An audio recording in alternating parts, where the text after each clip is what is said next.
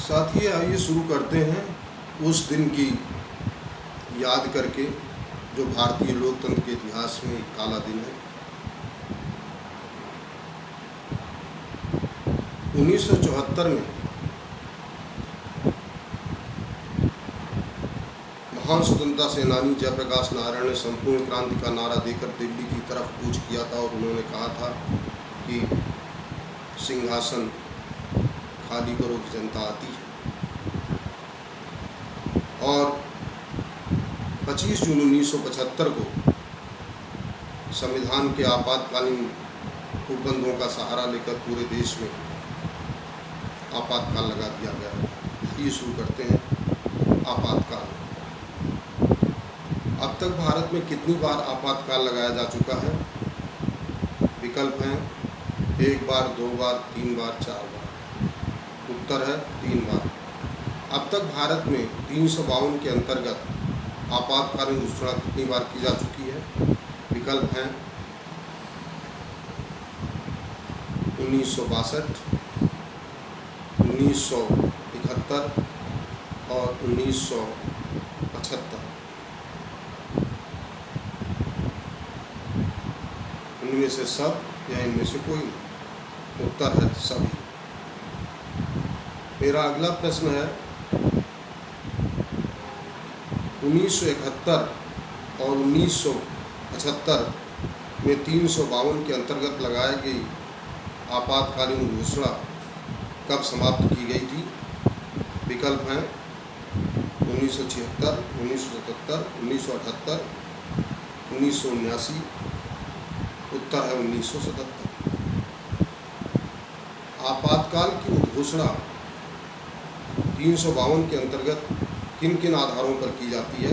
आपके विकल्प हैं सशस्त्र विद्रोह, युद्ध, बाह्य आक्रमण या इनमें से कोई नहीं। उत्तर है इनमें से सभी।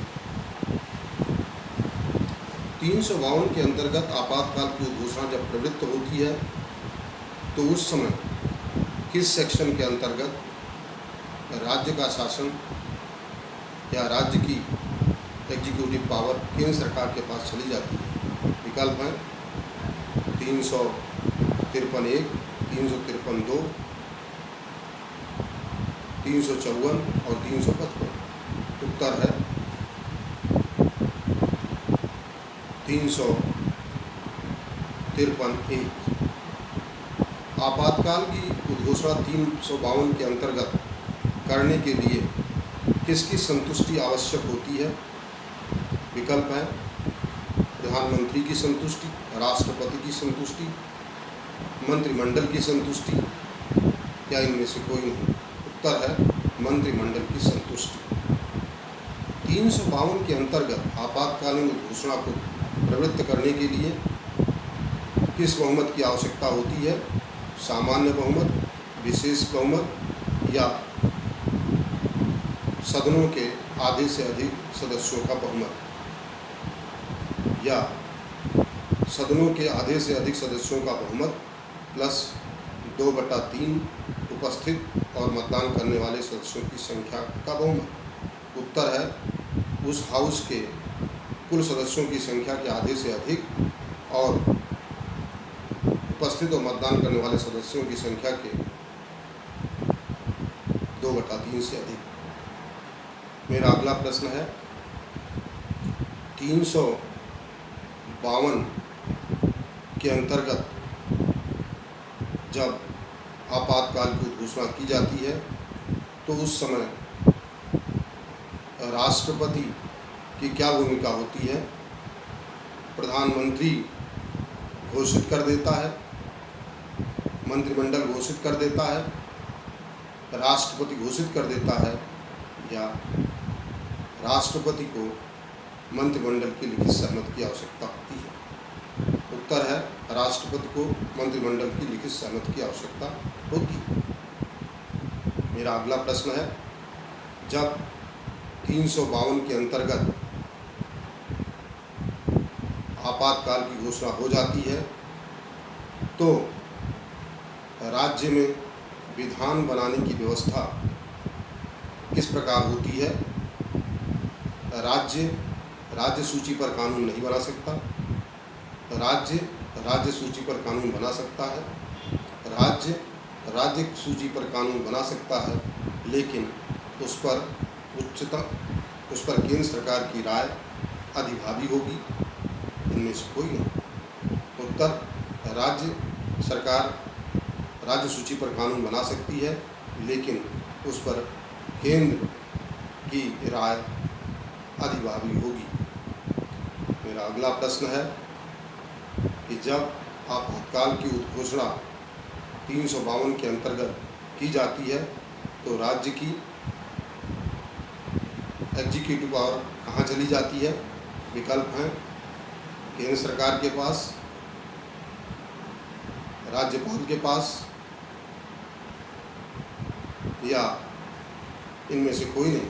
उत्तर है केंद्र सरकार के पास। मेरा अगला प्रश्न है, जब 352 के अंतर्गत आपातकाल की घोषणा की जाती है तो राज्य में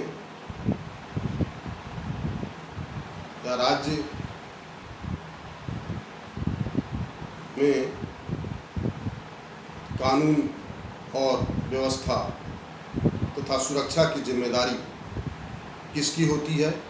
राज्य सरकार की, केंद्र सरकार की, अन्य राज्यों की, या इनमें से कोई नहीं? उत्तर है केंद्र सरकार की। जब आपातकाल की घोषणा 352 के अंतर्गत कर दी जाती है तो किस अनुच्छेद के अंतर्गत केंद्र सरकार को उसकी सुरक्षा की जिम्मेदारी करनी पड़ती है? विकल्प हैं 352, 353, 354, 355। उत्तर है 355। जब 352 के अंतर्गत आपातकाल की घोषणा हो जाती है तो 355 के अंतर्गत राज्यों की सुरक्षा की जिम्मेदारी केंद्र सरकार के पास आ जाती है।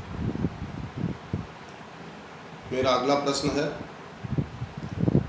जब 352 के अंतर्गत आपातकाल की घोषणा हो जाती है तो राज्य को मिलने वाले अनुदान की स्थिति क्या होती है? नंबर 1, राज्य को मिलने वाले अनुदान की स्थिति यथावत रहती है। राज्य को मिलने वाले अनुदान की स्थिति में परिवर्तन हो सकता है। नंबर 3, राज्य को मिलने वाला अनुदान केंद्र सरकार की इच्छा पर निर्भर करता है। इनमें से कोई नहीं। उत्तर है राज्य सरकार को मिलने वाला अनुदान केंद्र सरकार की इच्छा पर निर्भर करता है। मेरा अगला प्रश्न है कि जब 352 के अंतर्गत आपातकाल की घोषणा हो जाती है तो अनुच्छेद 19 की क्या स्थिति होती है? विकल्प हैं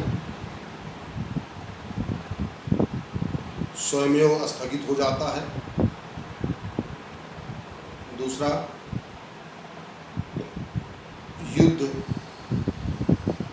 की स्थिति पर 352 लगाया गया हो। तीसरा, बाह्य आक्रमण की स्थिति में आपातकाल लगाया गया हो, और इनमें से सभी या इनमें से कोई नहीं। उत्तर है सभी। आर्टिकल 19 को तभी स्थगित किया जा सकता है जब 352 के अंतर्गत आपातकालीन घोषणा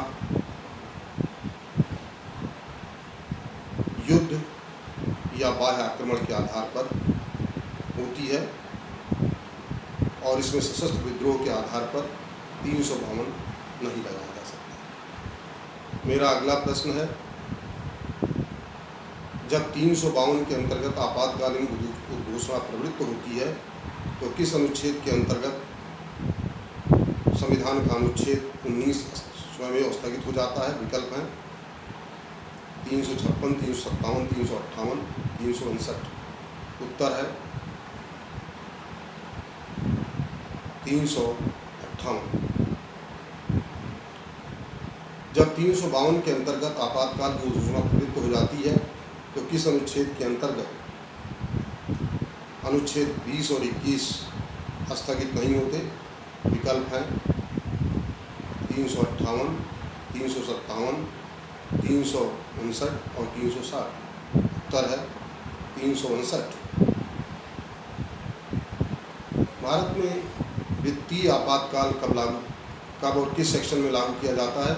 विकल्प है 358, 359, 360। उत्तर है 360। 360 के अंतर्गत वित्तीय आपातकाल की घोषणा जब की जाती है तो प्रारंभ में यह कितने दिन चलती है,